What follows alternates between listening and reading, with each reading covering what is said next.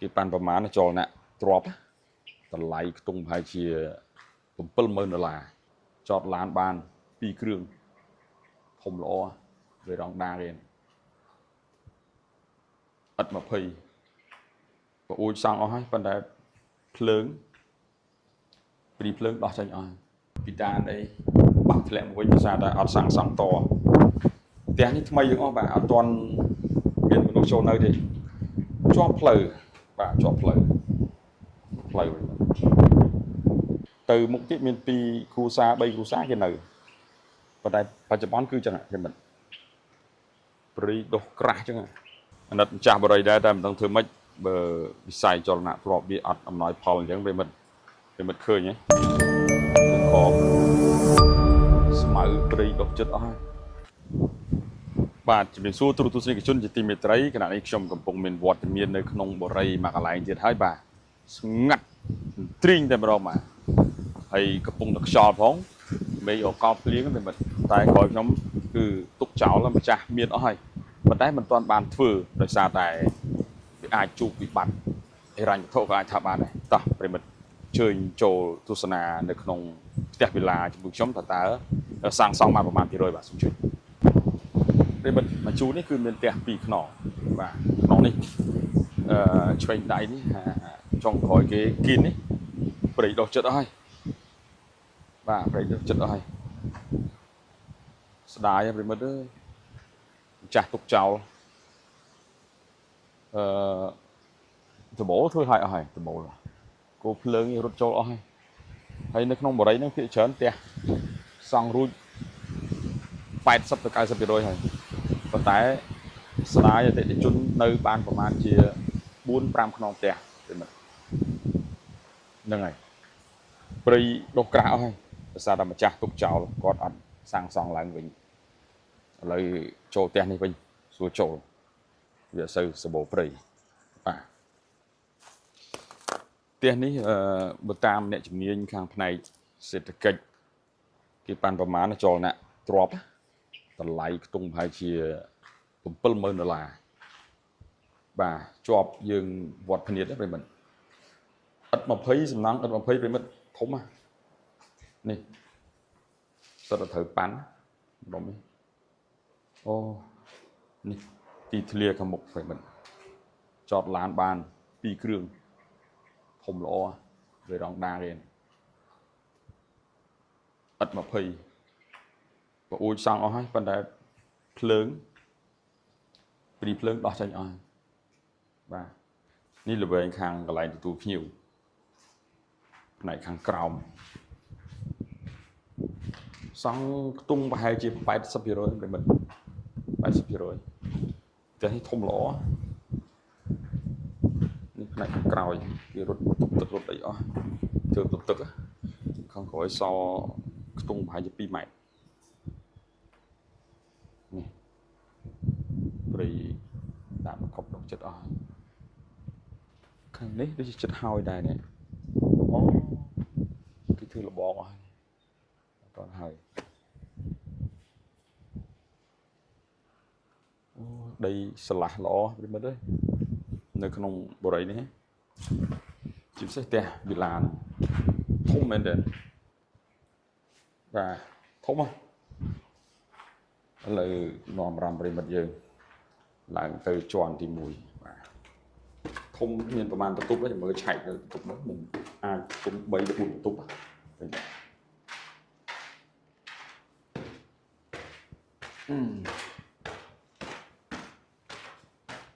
ចូលដំបូងបន្ទប់សមាជិកគ្រួសារបាទមានបន្ទប់ទឹកស្រាប់នៅក្នុងនេះរួចរាល់ហើយដាក់ប្រួយដាក់អីអស់ហើយពីដានអីបាក់ធ្លាក់មកវិញភាសាតែអត់សាំងសង់តផ្ទះនេះថ្មីយើងអស់បាទអត់ទាន់មានមនុស្សចូលនៅទេជាប់ផ្លូវបាទជាប់ផ្លូវហ្នឹងហើយចូលមកបន្ទប់សមាជិកទី2សមាជិកគ្រួសារទី2ទុកចោលខ្ទង់ប្រហែលជា5ឆ្នាំហើយផ្ទះនេះ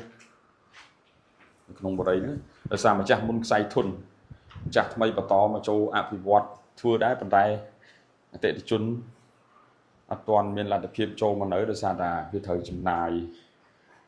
ថ្លៃសំណង់ថ្លៃធ្វើច្រើនអញ្ចឹងអ្នកខ្លះបន្ទប់ទៅអ្នកខ្លះក៏នៅបាទយើងបន្ទប់សមាជិកគ្រួសារមួយសិតតាមានបន្ទប់ទឹកនៅស្រាប់បាទព្រមនេះចូលមកបន្ទប់នេះគ្រួសារអូធំមែនតើព្រមទេណាធំលាយមកអូខ្សែភ្លើងអីចាក់ពីដានជ្រាអីត្រឹមត្រូវអស់ហើយនេះផ្ទះនេះវាប៉ាន់ស្មានទៅខ្ទង់មិនក្រោមជាង$7,000 ទៅ$80,000ទេបាទហើយកាលនេះគេធ្វើឲ្យអស់ហើយទៅមុខទៀតមាន2គ្រួសារ3គ្រួសារគេនៅប៉ុន្តែបច្ចុប្បន្នគឺចឹងគេមិនព្រីដុសក្រាស់ចឹងអូនេះ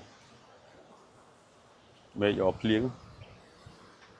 ម៉ៅងឹតនេះចង់បញ្ជាក់ឲ្យបងប្អូនយើងបានជ្រាបឆៃចលនាទ្រព្យផ្ទះតម្លៃ$10-20,000អីយើងលក់មិនទាន់ចេញទេគ្រឿងហើយតែ credit ទៀបបាទមិនមែន credit បរិយធំចាស់កម្រងធំអីគឺលក់មិនចេញទេបាទស្រឡះមែនទេប្រិមិត្តអើយនេះខ្ញុំ3បន្ទប់គេង4បន្ទប់ទឹកមកជាន់ក្រោមអស់ខ្សែភ្លើងអីអស់ហើយជូននេះប្រិមិត្តហើយវារងដាគេធ្វើធំមែនទេធំល្អទីធ្លាអំណោយផលចតឡានបាទហើយមកជូននេះគឺផ្ទះល្វែងគេដូចជាសອບហៅដែរនៅលើផ្លូវតែចូលមកក្នុងសិតវិឡាបាទសិតវិឡាបាទស្ដាយអាណិតម្ចាស់បរិយដែរតែមិនដឹងធ្វើម៉េចបើវិស័យចលនាទ្រព្យវាអត់អំណោយផលអញ្ចឹងប្រិមិត្តឃើញហ៎នៅក្រមស្មៅព្រៃដុះចិត្តអស់ហើយផ្ទះខាងខាងស្ដាំដៃនេះមកកន្លែងជួផ្លូវនេះមាន2ទៅក្រោយខាងផ្នែកឆ្វេងដៃនោះមាន2ល្វែងដែរ2ខ្នងដែរបាទខ្នងស្ដារគេស្លាស់ល្អប្រិមិត្តស្លាស់ល្អធំ1ម៉ែត្រពីទឹកពេលស្ដារស្លាស់ល្អអញ្ចឹងវាស្រួលក្នុងការ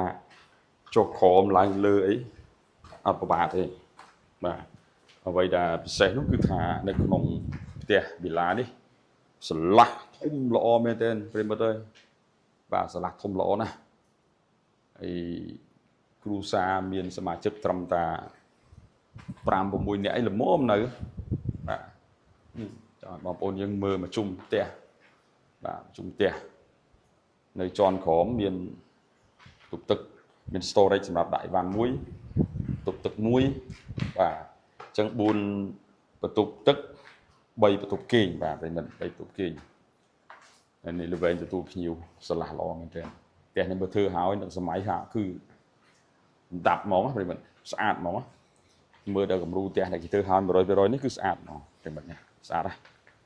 ភ្លឹងហ្មងគម្រោងប៉ាន់គ្នាផ្ទះវិឡានេះក៏ប៉ាន់គ្នាដែរ